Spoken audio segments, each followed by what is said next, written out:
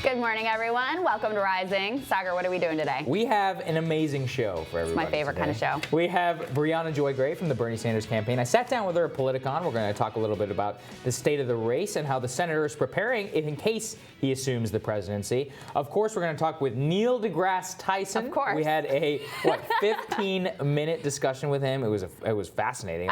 We were both a little bit awestruck by that. Cosmic perspectives. Yes. Then that's all I'll leave you with. Then Zed Jelani, one of our favorites, he's going to stop by. He's going to break down Elizabeth Warren's, her candidacy, whether she's electable. Hint.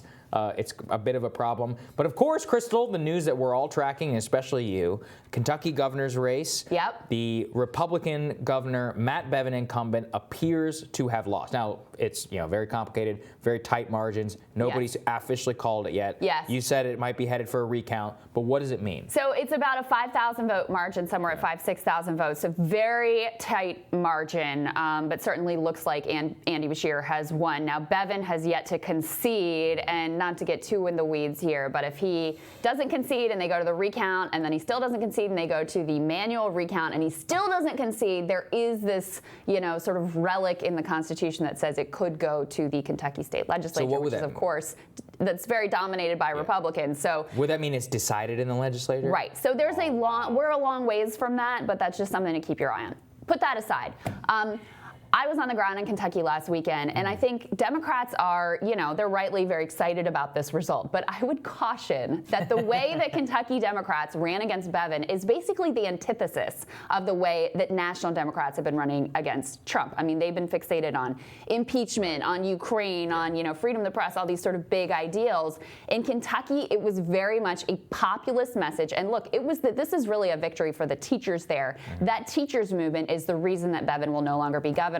I'm going to talk about it more on my radar, but I'm curious about your takeaways here. Yeah, well, I mean, the problem is that Bevin wrapped himself, and I know you're going to talk about this, the socialism sucks. I went back, he spent some of the final days of the campaign trying to defend President Trump on impeachment.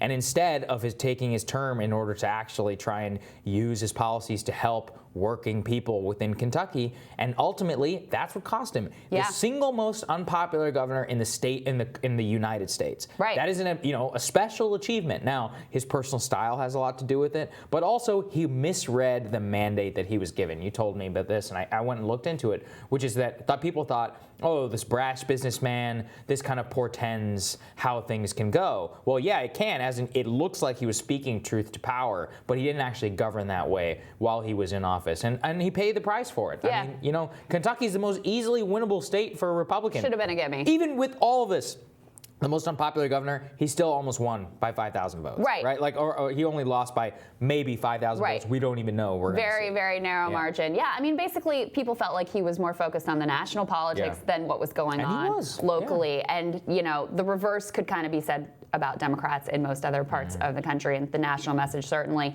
Also, Virginia, though, huge result here in my home state where they picked up, it looks like both legislatures and they have the governor's mansion. And this, of course, with the backdrop that Ralph Northam, the Democratic governor, has had some trouble. Appears not to have mattered one bit. No, it didn't. Because the NRCC and everybody was trying to be like, oh, Northam, that news cycle passed.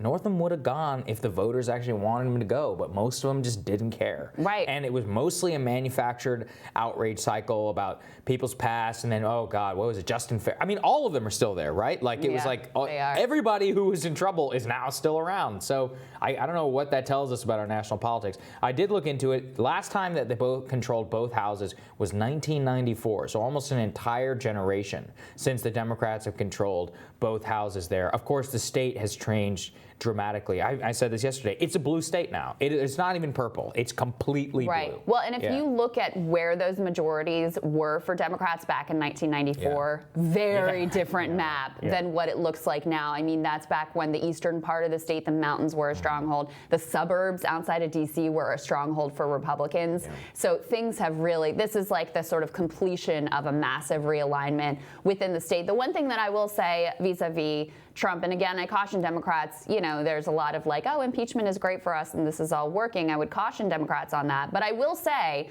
that I was worried that the momentum and the energy, that like visceral energy that led Democrats to do so well in Virginia in 2017 when they took the governor's mansion and almost took control of both state houses may have ebbed. But clearly that's not the case. There's a race I was watching in particular, a young man named Josh Cole. He's a preacher. He actually is from very close to where I'm from in Virginia.